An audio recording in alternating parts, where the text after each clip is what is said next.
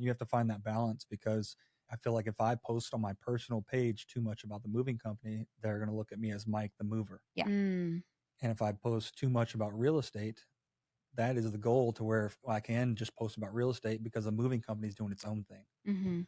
So that is the goal, and that's where I'm headed with the socials and things like that. But that's part of my decline in real estate, was me posting so much about getting that started. And my pictures being in our marketing, you know, so they're like, is he still a real estate agent? If someone's wondering that, that's a bad thing.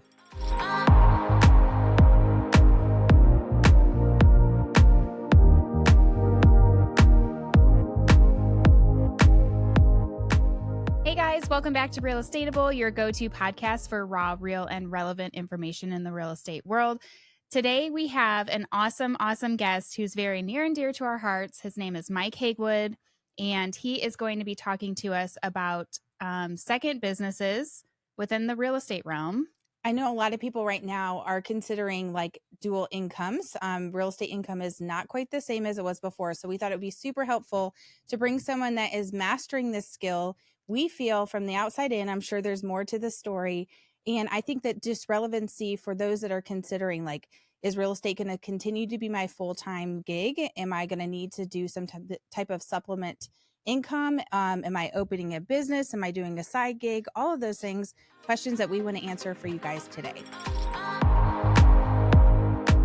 All right, Mike. Well, thank you for joining us today. Thank you for having me. I know this is your first podcast, so you're super pumped. It is. All I'm a little nervous, but it's going to be fun. It's going to be great. It's going to be great. It's good as with you two, and not someone, a stranger. Yeah. Stranger. No stranger to us, that's for sure. Okay, so how long have you known Mike? From baby stages of day one in real estate. I actually knew Mike before real estate. We work a lot with his family, doing different stuff. Like, I feel like your family is intertwined with our business so much. Like a jack of all trades is your family. Yeah. Well, I think it's so when you hear the Hagewood name or those that are related to it, it's dependable, reliable. I feel like just the people you want to be around. And if you call on them, like Iantha, his aunt the other day, bailed us out in a situation like on a drop of a hat. So that's who Mike is. So, but really before real estate, I don't know how many years that was. 7, 8.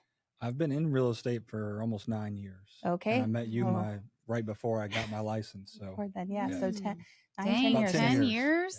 Yeah. Okay. Well, I've only known you for 6 because that's how long I've been licensed. And Mike, for reference, was on the same team as us. So he was on with us. Now he's kind of doing his own thing. So can you just share a little bit about how you got into real estate to begin with? I can. So when I moved to Clarksville, it was to be a fireman. While I was waiting to get on at the fire department, I was reading books. I had a job at a mental health facility for kids, and I had to sit there doing their classes all day. So I just started reading books, like similar podcasts and similar entrepreneurs and real estate professionals. I read Robert Kiyosaki's Rich Dad, Poor Dad, and that opened my mind up from me wanting to be a salary worker for my whole life, or being in the military like my dad, to wanting to do more and make my own money, make my own path, and make my own retirement. So I still wanted that salary because my wife was pregnant. So I got on at the fire department, but the month that I got on at the fire department, I started studying for my real estate license because I saw that through his book that would be a good avenue of making my own income that I could invest and lead me into other avenues. So then what, cause you're a successful agent too. So what led you to start a second business? And tell us a little bit about your business, because we haven't mentioned what it is. Okay. Being at the fire department and in real estate, I kind of was like, if I just sell one house a month, it'll be a great secondary income that I could invest and get some other aspects going. And then I met Tiffany, and I was actually, that's kind of one of my famous claims. I would say was the first Tennessee's elite member. You were of Tiffany's team. So once I met her, my business took off. And one a month was not good enough. No, it just happened. Yeah. You know, just if you take care of people, they're going to refer you to other people, and it just expanded and expanded. Then I ended up, I think I did 33 in one of my best years. And I was still a full-time firefighter. I was flipping houses. Oh yeah. So it was a new dad too. A new dad.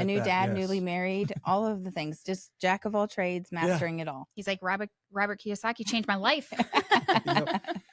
So I was crushing real estate, and that led to a pretty good income stream on top of the fire department. So I had my bases covered with my salary and my benefits, which I felt like I needed because I didn't know how real estate would stay or if it would continue at that pace or if it would grow or decline.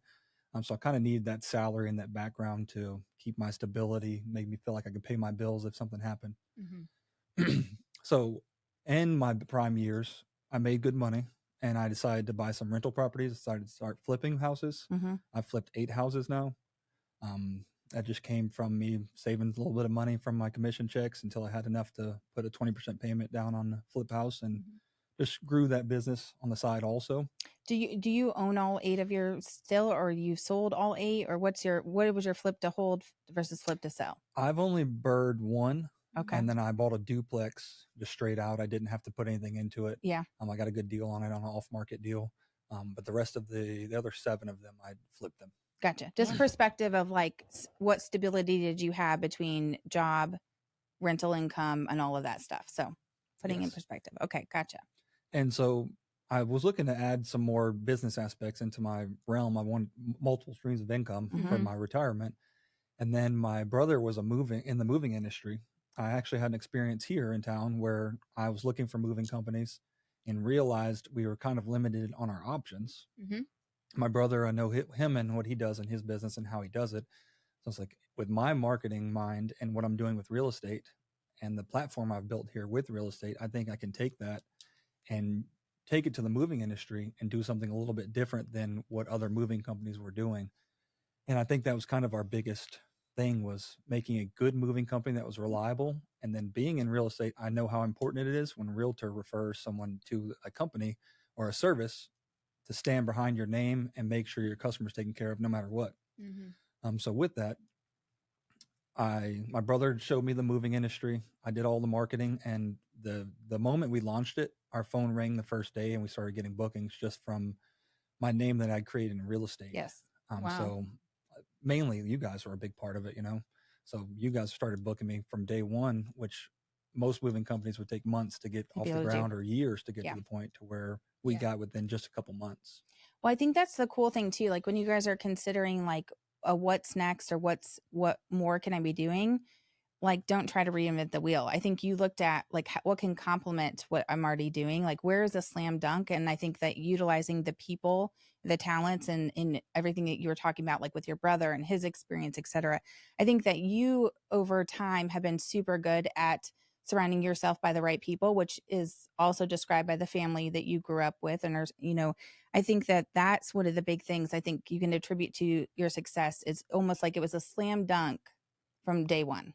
Because of those things, of all of the things, did you consider any other ideas like business ventures, or was it just like, hey, I know makes sense for me to do this with all of those pieces to the puzzle? I don't think I ever actually put an idea in a place. I had thoughts of wanting to do other things, or I had people reach out to me in different circumstances like, hey, let's do this together. Let's do this. And it just never felt right. Yeah. Being that if I did step into something, it needs to be something that I know is going to be top tier, or I don't want to do it. So I feel like when I was talking to my brother, he was on a trip. He was on his way to Texas, I believe, on a long distance trip. And he was telling me that his boss made this much money and that this was happening and he was doing this. And I said, man, why don't we do this for ourselves? Yeah. So that was where that came from. Yeah, absolutely. So how do you think that you like, because looking at you now, you're selling real estate. You're no longer at the fire department though. Let's back up. What made you decide that, okay, cool, I'm going to go full on real estate and moving company and then leaving the fire department? I'm curious to hear that. Real estate and the fire department paired very well together. Yes. I worked 48 hours off, 24 on. So when I was on, I wrote contracts. I scheduled appointments for the next day. I called up on my clerical type work. And then I would have 48 hours to show houses and be a full-time realtor. So that paired well together. I felt like I could do that forever, being those two paired together. And then when I started the moving company, I kind of didn't think it was going to take off as fast as it did. And we were not staffed like a large moving company. So when it started, I was kind of on the truck for a little bit. And so I was getting off from the fire department. I would go on an out-of-state move for 2 days, and my real estate business would be dwindling because of that, Yeah. So I saw really quickly that that was going to take off, and then we were creating a name for ourselves, and that something was going to have to give. I would say fire department was my favorite job because it's where my heart is and helping people. And Yeah. but I've also met some people recently that helped me discover that through this avenue I can help just as many people, just in different ways. Oh yeah. So once it took off and I realized I could pay my benefits for myself through the moving company, I realized I could leave the fire department, get that time back with my family and with the businesses. Yeah. I feel like we're kind of like at the age now where giving your friends pizza and beer is like no longer feasible. You're going to be paying like a chiropractor bill or like something. You know what I mean? Like I can't imagine calling like my friends and be like, "Hey, help me move." Yeah. Now, Would you come no over to kidding. help me? You said I was your Absolutely best friend. not. No. Said She'd call Mike. I have called Mike I know. for myself. I'm like, Multiple this is times. Yeah. this needs move. No, just what's your per hour? What's your per hour? I mean, even in our office, Yeah. before we would be calling, you've moved how many things when you were a realtor with us, how many things around the office? Now we're calling Mike. Like Yeah. we're these Now I get agents paid have for it. Yeah, now you get paid for it. Yeah. For I sure. don't. We actually just moved some desks around your office Yes, 2 you days did. ago. Literally, Yeah. literally. So what would you say as far as balancing now? So fire department not in the picture, but balancing now real estate and moving company, because I feel like you're thriving in both, really. I don't think that one is taking a back seat to the other. They're complementing very well. So how are you balancing time and energy between two super important, super successful situations? I would say I'm just getting back to the point, honestly, where I feel like I'm balancing them. I know obviously social media is one thing. Yeah. You So want to make things look like everything's going great because that's what clients want to see, and Yeah. that's what gets people calling you. But I feel like I've learned a lot in these last 2.5 years. And if I had to do it again, I would definitely make sure I have the things in place to keep so when I started the moving company, my real estate business fell off a lot. Mhm. I did not, you look at your real estate business, and if something happened to you today, what would happen with your real estate business? Yeah. I was not at the point to where if something happened to me today, my real estate business would continue and thrive. Mm-hmm. So when some of my time had to go to starting that business and getting it off the ground, it took away from that business. So at the same time I left from the fire department, the market slowed a little bit, and my time was taken up by the moving company. So my real estate business did take a big decline. So if I had to do it again, I would have waited a little bit longer and made sure I put the right people into place before I stepped off into another venture. I know hiring admin, hiring TCs is always something that you're reluctant to do when you feel like you can do it all yourself. But you have to have those different roles in place to be able to step away from your business and make sure that it stays on the same path that it's on. And do you feel like you saying that, do you feel like that would be the case even if you stepped into a business venture that did not take off, like the moving company with your reputation, et cetera? Because I think I think about that, and it's scary taking risk, investing in something, even if it is a flip, a rental, like any of those things, it's risk and investment. And what I'm getting at is if it's really going to take off, you're going to have to take that additional risk. You know what I mean? Yes. I think maybe you didn't really realize it was much of a slam dunk, but I think that for those that are considering, should I or shouldn't I, one toe in the water is never going to be successful. Jumping completely in is, not guaranteed to be successful, but really the only opportunity for you to really have that the best chance at success. Well, that's why they say sink or swim. Yes. You either going down or I didn't put those two and two together. Well, you said toe in the water, and I was like, sink or swim. Sink or swim, baby. Jump in. Me, I'm like pinky in the water. Test the temperature. Here she goes with her analytical self. Just saying. Yes, that's true. Okay, so how do you feel like your second business, do you feel like it's complementing your work as a realtor, or do you think it's hindering? I know you said you struggled for a minute when you kind of stopped doing real estate and focused on the moving, but do you feel like it complements you well? I do. I feel like they go hand in hand, and just my day-to-day things that I do, I feel like they go well together, and I can prioritize things in the order they need to be prioritized in, as far as doing estimates or just scheduling items. I'm sitting in my office, so I can use dual purpose my office for real estate, taking real estate calls, and doing the moving company at the same time. Yeah, I agree. I think that it by chance, well, not even by chance, by choice, you're choosing to have something that would complement. And I think that's super important for those that are considering like what actually would be a compliment to what you're currently doing. And What do you have as far as staffing? Like besides your brother, like are you guys both owners, co-owners, or? We're co-owners. Mm, When we started, he did just the moving, mhm, and I did all sales, marketing, paying, books, mhm. everything to do with the business side of it. Yeah. We just got to the point to where we got a crew that we have multiple crews now that we feel comfortable releasing out to their own without my brother. Mm. So over the past, I'd say 6 months, we started integrating him into the business side, and now he does all of the sales part. So I don't have to go house to house doing the estimates anymore, which took up a lot of my day. Mhm. So he does takes a lot of that role off me now. Oh, good. Yeah, so dang. he's pretty much the salesperson now. I still do the marketing, which we have a marketing company that does a lot of our posts and things like that. So there's not a whole lot to do in that. Mhm. It's just the scheduling and getting the guys to send me pictures and things like that. Keeping track of our social medias, keeping Well, track of our messages, emails. well, I even think it's like the networking too. Like you're continuously coming to like our realtor open houses or continuously supporting agents, which I think comes naturally. And I think really as agents, we should be networking just in this business. In this slower market, networking with agents really can be beneficial for that. But so I think that that's a lot. I'm seeing you more and things like that. And you're constantly reaching out and saying, hey, is there anything I can help? Can I sponsor? Can I do anything as far as that goes? So I think that that's um, good that you're being able to kind of pull in different directions. Do you think that since your brother has stepped into some of the stuff that you were doing 100% before, is that allowing you to then be able to have a little bit more focus on the your real estate side? Is that what's caused the flip over with that? It is for Yeah. sure. Yeah, I would say we kind of played into our personalities because my brother doesn't like to go to those events. He doesn't like to be out. He doesn't like to make a video or do Yeah. anything like that. He kind of wants to be in the background. Yep. So it works out for him to go to an estimate and for me to come to one of your open houses or go sponsor an event or something like that, or a lunch that we sponsor for one of the teams or one of the brokerages.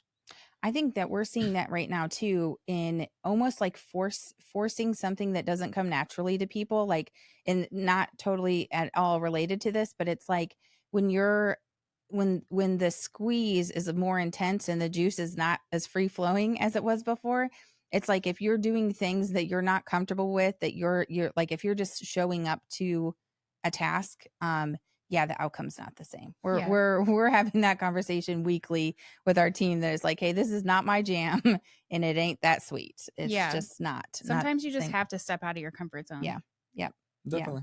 I agree. So what would you say some of the challenges, like what is your biggest challenge that you faced so far in juggling both businesses? Like more recent, because obviously the beginning, lots of challenges, but like right now, what is like the biggest challenge that you're facing?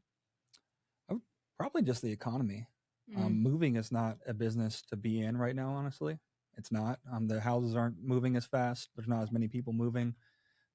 Our insurance went up 50% this year. Wow. It's not something saw that, that. yeah, it's pretty crazy. And then a lot of small businesses have been going out of business. So we had to grow or get out of it, basically. So we had to get more trucks in a time where people were leaving the business because we had to make more income to compensate for the insurance and fuel cost and everything happening with the economy. So it's kind of a time where I'd say that part, real estate's going pretty smooth right now. Like you said, when my brother started doing the estimates, I made a goal for myself this year as far as numbers of houses I wanted to sell. And I think I'm going to hit that. And then my goal for next year is going to be a lot bigger because I want to get that income back that I was missing for a good little bit. Yeah. And I know, like for me, starting a real estate team back before it was easy to make money, are you overlapping like income and supporting, like is real estate supporting moving or moving supporting you? Like, what does that look like as well? Because I think that one of the things I look back at and taking risk and starting something new, making sure that I didn't let buckets affect other buckets. To really be able to assess success. And I think that, not to say that I would have made different choices, but I possibly could have made different choices if I was not necessarily, and it's kind of like the concept of robbing Peter to pay Paul kind of thing. So do you feel like right now, obviously starting a new venture, you're going to have to retract a little bit and kind of help in a gray area, but does that look like a big picture for you without sharing too much personal information, but does it look like a big picture with everything is all inclusive, or is it two separate hats for you, two separate buckets? It is my goal for them to be two completely separate buckets, Yeah. where I own this company and I collect some from this and this time periods, and it runs by itself. And then I'm running this company on this side, and that company runs by itself also. And they are not intertwined at all. That way, if something happens to one of them or if something happens to me in general, they can both keep going by themselves. Yep. There has been times where real estate funded it from the very beginning. Yeah. Obviously, because my income from real estate bought the trucks and paid for the startup and the marketing and design. And there's a lot of money that goes into starting a company like that. So real estate paid for all of that. And then there's been times where like in the winter, moving's very seasonal.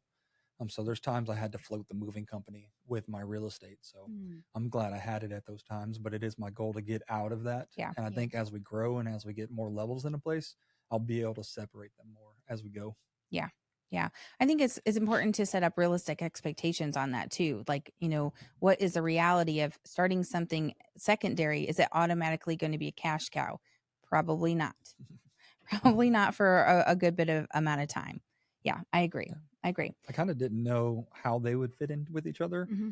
One of the things that I really need to, I know how real estate is in general, and I wanted to make sure that they were completely separate, that when I came in with my fourth quarter shirt on, that I was not being a realtor at all. Or when you send a client to me, I want to make sure I don't mention anything about real estate. I build the realtor up to help build that relationship between us and that realtor. Yeah. I even put a discount on their estimate with your name on there. That way we can help you build that relationship and you feel comfortable releasing your people to us. So I kind of definitely wanted to make sure those were separate. So I haven't done many. Like my goal when I first started, I was like, it'd be neat with my family. Like you said, we have every basis covered. I can sell your house. My aunt will come do the clean out when my movers get the house clean. I can sell you your new house and my uncle can paint it for you. And we have every aspect of Every the house handyman, process. every person. Yep. I've not been able to do many of those because by the time someone calls a mover, their house is under contract already, that's been a good thing in a sense of it helps me separate it even more, because by the time people are calling me, their house is already on the market. They already have their agent, and I can play just mover role with those people. When I have clients of my own, obviously I have to do a disclosure and things like that, but I do have that option though, where when I'm selling someone's house, I can, hey, let's do a package deal. I can move you also. And that's been a big benefit for the few of those that have been able to do. And that's been pretty neat to see. Yeah. The whole big picture come together. That was one of my thoughts too, is just like, has that been beneficial? Like, have you gained business by being in the moving company, like doing the moving business? No, but not with real estate. But what's crazy though, is I think that people think that would happen. Right. And so thinking about like, oh, I'm going to take real estate is going to be so much more. But I have found anytime that your attention goes somewhere else, there is so much more not stress, but like a strain to make sure both things stay a priority to be successful. So that's really cool to know. I can't imagine like running a second business and doing real estate. And everything else. I would sink.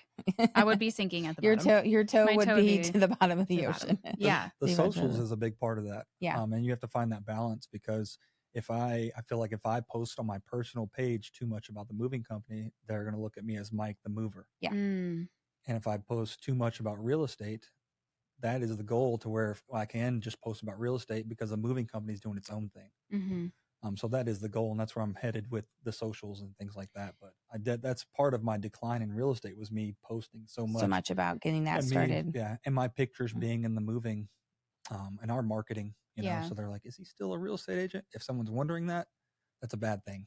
So I'm not posting enough about real estate if they're wondering that. Do you feel like that was happening when you were doing firefighting? Because I know there's so many firefighter realtor balanced, and like not even just in our local area. I know we know so many around the country. Do you feel like that was the case when you were doing firefighting? I mean, not that you were like posting, oh, look at me put out this fire every day, but you were. I mean, it was very clear. Like I feel like I knew you for such a long time as Mike the firefighter that did real estate. Did that affect you as well? Like having that second? I feel like that would help you because you're building relationships at the firehouse with people. I think it did. to then kind of spread out. I sold a lot of houses to firemen. I sold houses to medics, cops, so that's all people that I met networking through the fire department, that when they go to look for a realtor, like, who do I know? Oh, he's in the same industry as me. Right there. Yeah, it's kind of like that relationship building, like when there's a veteran who's a realtor helping someone in the military or another veteran is always kind of like a preference. Yeah. He understands my schedule. He understands my needs. He understands what I make. Yeah. Well, I think that's a good point to make then too, is like when you're considering, like, is this going to be complimentary? Is it going to take away from, like, really considering those things. And it's neat to hear, like, okay, that helped. This is hurting. This is why. So many things to think about for sure. So, all right, we're going to take a break and we're going to dive a little bit more into Mike's journey, really, in all the things.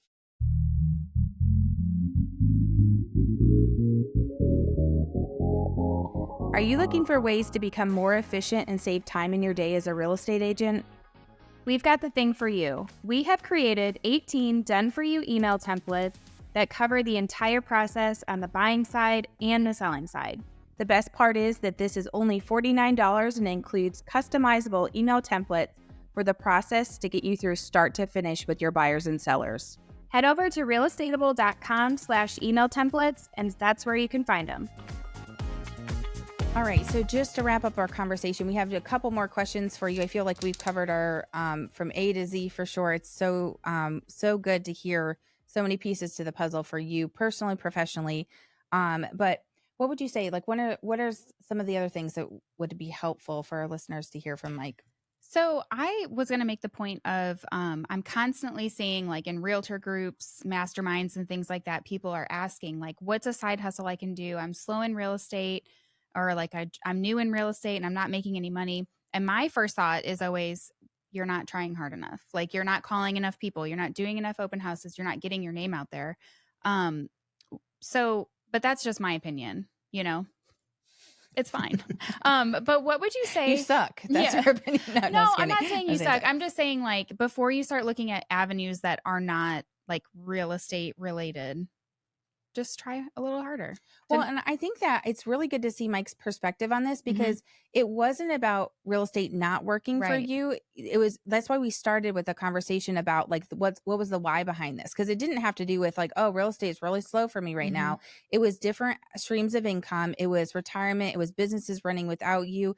It was the opportunities in front of you with your brother. So I think that, coupling together that, it's like, no, you shouldn't be considering something secondary unless the opportunity is truly there.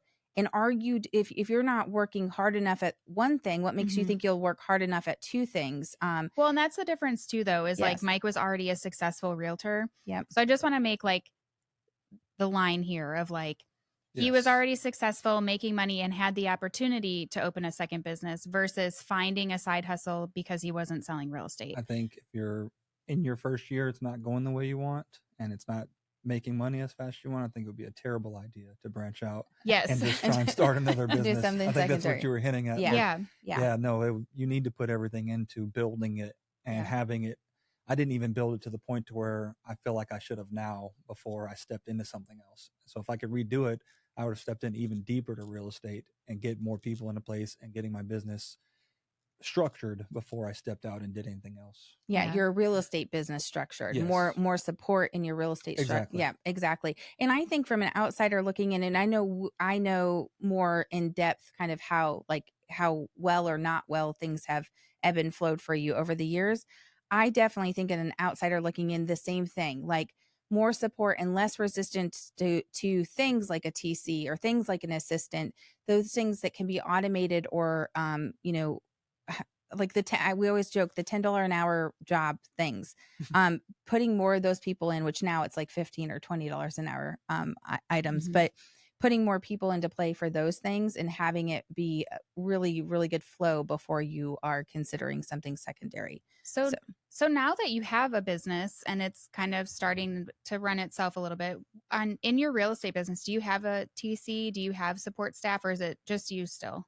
I I've done about 8 transactions now with my TC. Oh, okay. Love her. Proud of you. I know it's been life changing. Yeah. Lot less things falling through the cracks. Yeah. Everybody's experience is better, and then there's a lot less on me with remembering dates and getting to emails and different things like that. So I would say if I could do it again, I probably would have done that from day one. Yes. A TC starts at like $350 for the transaction, and I feel like that is completely worth what they do. Yes. Even if you don't pay them unless you're closing deals. So you're paying them when you get your money from your commission check. So I feel like it's worth it from day one. I probably would have done that from the beginning. Yeah. If I could go back and redo everything. The right one, I think, is worth weight in gold for sure. We have talked about that too, because resistance to the, like, no one can do it better than I can. And that type of Yeah, it took me forever to use Sabrina. I was like, I don't know. Oh. And now I'm like, I don't know. Like, they'll ask me, like, what's the date for this? And I'm like, oh, let me check with Sabrina, and like, when is the date? It's about the dollars. Yeah. Because you get to a point to where you look at, I could pay her this much and she does this much over time. How many of my hours were saved by paying her $350? And what is my hour worth versus that $350? Yeah. Well, and I think too, when you're in so many different angles and really just like, what are you good at? I'm like, now looking at it, I'm like, I'm terrible at that. Like, why did I think I was any better than any person that has the massive amount of strength for different things? And that's not just TC. That's really just in any type of avenue as far as that goes. If you're not good with, manage your client book or, follow up or think, like, what assistance do you need to really make that be 100% robust before you're dipping your feet into something else? For sure. So I feel like treating it like a business. Mm-hmm. I had never ran a business before. So when I got into real estate, I feel like just talking to people and enjoying talking to people got me where I got in real estate. But if I knew what I know now about running a business, I would have structured my real estate different from the beginning and actually treated it like a business instead of just something that I'm doing to make some money on the side or just doing it to make money, Yep. Getting those people in a place would be structuring a business. Mm-hmm. Yeah, for sure. What do you have for future goals for both real estate and the moving company, just you in general? Like, do you have goals of another company? Do you have goals for you talked about buying more trucks and scaling and growing the moving company, but future facing, what are your goals for your real estate career and fourth quarter? For real estate, I've got the TC in place. Within the next year, I want to go ahead and hire someone as an assistant that can take over more roles than just the TC. Because there is a lot of running around and different things like that I feel like, especially having a kid, if I could have someone in place that could do a little bit of everything, just on a daily basis, whatever I need them to do, it'd be super valuable and freeing up my time and helping me build more relationships and doing the value building items that I need to be doing on a daily basis rather than just chasing my tail around, Yeah. Yeah, for sure. So I want to get back. I don't like to set numerical goals with my life or real estate or anything. I kind of, the book Atomic Habits. Have you read that book? Yep. Yes. I like the idea of, hey, I'm going to make this habit and tomorrow I'm going to do this habit and it's going to make me better. And then my goal is to do this habit every day. And whatever comes from that comes from that. So that's my goal right now. And I just like really implemented that a couple weeks ago to where I need to get back to the things that I was doing when I built everything. Yeah. The phone calls, the taking care of yourself, going to the gym, eating right. I lost a lot of that when I got really busy and was just trying to keep up with everything. So I need to get back to that. I need to prioritize those things throughout it. That when it gets busy again, we can keep growing instead of headed back the other direction, which we've talked about this a lot. I've always been like that where I'm like, hey, I have 15 deals closing this month. It's great. Now I'm tired and now I'm not going to close anything for 3 months. Yeah. It's the roller coaster. Yeah. The roller coaster. I feel like that's so many people though. Yeah. So relatable. Yep. So relatable. We need to get that business structure can help me get out of that. And that's what I'm looking to do, to where that keeps growing and we have people in place to keep that 15 a month or whatever the number ends up being, keep that going. Well, I think it's surrounding yourself with the right people too. So hiring the right people, hiring those people that have the same like-minded attitude to serving clients, like those people that you can trust to do those things. Cause it is hard when you're like, no one can do it better. But then you find out slowly, well, my brother's doing it better. Okay, Yeah. well, my assistant's doing better. Oh, my TC is doing it better. So I think like leveraging that as you can. And I also like that, hiring people that are in it the same way you are, getting paid when you get paid. So I think there's a lot of people who are worried about, well, like, what if I can't afford my assistant next month? I also think about, in hiring, in scaling, and doing those kind of things too. It's like when you're considering people to be partnering with, it's what are those things that they're doing that are going to help you essentially make more money, not literally, but literally. Yeah. You know what I mean? What are they doing that they're taking off the plate that you're able to free time, not for just the atomic habits, but also for the actual money making activities as well. Balancing all of that, not just the welfare of you as a person, but also the business part of you as a person. So things to consider for sure. I feel like there's got to be some like cousin or something you could hire to be your assistant in your family. I feel like there's definitely There's options probably for that, someone. for Yeah. sure. Actually, funny story. So Mike refers me a lot of business for Kentucky because he doesn't have his Kentucky license. Still. And the last person he sent to me is like raving fan of you. Like basically I was at the listing appointment and I should have just been like, hello, I'm Mike. Like I like sold myself as I was like Mike Hagewood. I'm like, oh, I use the same thing. She came back. She's like, I had to spend 10 minutes talking about Mike and I grew up in the same place of real estate. We have the same exact standard of business, the same, like we literally came from the same egg of real estate. Yeah. So but I'm not Mike. But then he was like, oh, Mike had good people come help me prep my house and all this stuff. And I was like, oh yeah, I can recommend a cleaner. And then as I said that, I was like, it's actually Mike's aunt. So, she's great, like it was just like, I kept saying, and I'm like, it's also Mike's family, all Mike's the same people, friend. same marketing company, same pictures. See, we haven't veered too far from what we know is going to be right. For that. Literally. And you created that. You really did. Yeah. I created your family. No, I'm talking about the standard and the way we do things, Yeah. I had zero guidance, zero. Like I was by myself for a few months of just trying to figure things out. Were you at Berkshire the whole time? I was. Oh, okay. Yeah. Different office, different broker. Yep. Oh, okay. Hands off broker. Oh, hands off broker. Stay away from me, broker. Yeah. So, and then when you put the things into place, like our pictures are going to look like this, we're going to do prep work. We're not going to put a house on the market till it's prepped, different things like that.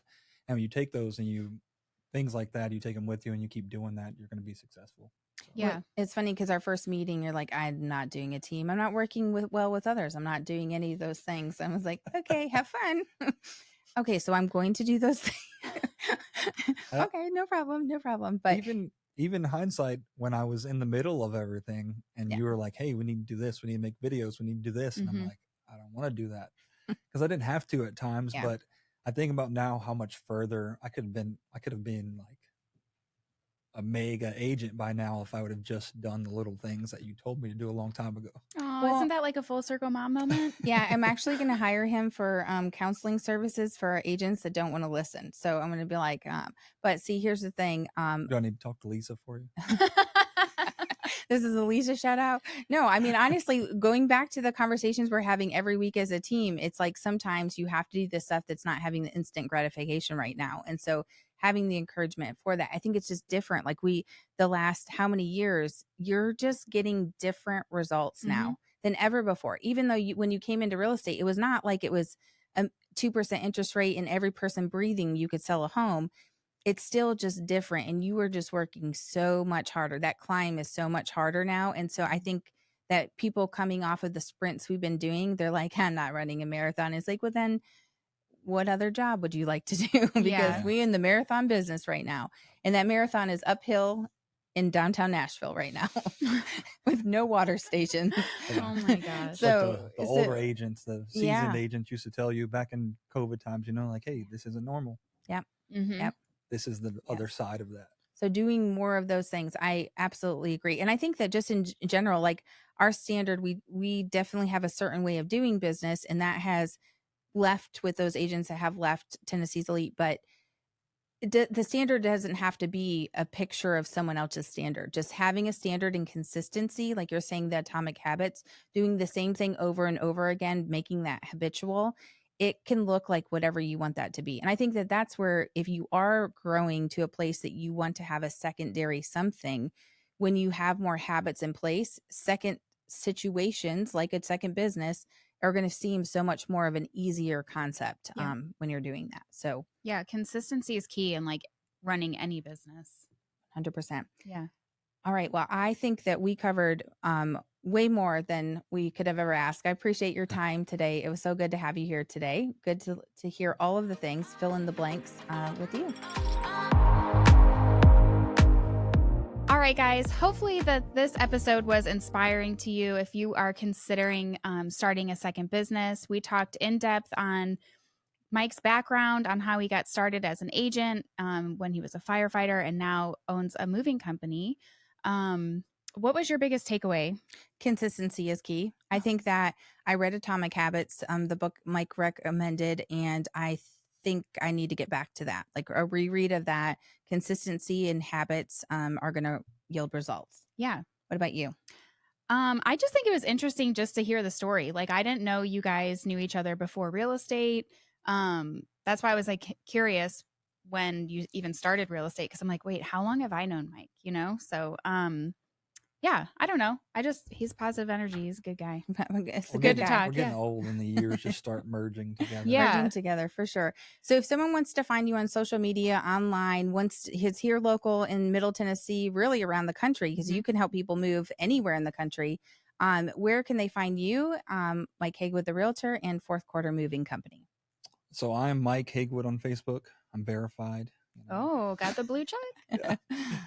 If you would like to get a moving estimate, we do. It doesn't have to do anything with Tennessee. If it's anywhere near here, or if it's not coming anywhere near, we've done some from North Carolina to Arizona that had nothing to do with Tennessee. So go to 4qmoving.com and press get a quote. That's going to be the most efficient way. It's going to put you on our system, let you input the addresses and things like that. That way we can get some of that out of the way before we give you a call and get your estimate scheduled. Michael Hagewood Realtor is my name as far as real estate on Facebook. And that's pretty much what I do is Facebook. I try not to venture too far out of my comfort zone. Okay, old man. Too far. Do you have the Tic Tac? No, he don't got the Tic Tac. Tic Tac. No Tic Tac. I have an Instagram, but I don't get on it or do anything. If you would like a response, find him on Facebook. Yes. Well, it was so good to have you. Appreciate you so much. All right, guys. If you found this helpful, make sure you give it a 5-star review, share it with a coworker, and you can find us everywhere on social at Real Estateable, and we will see you next time.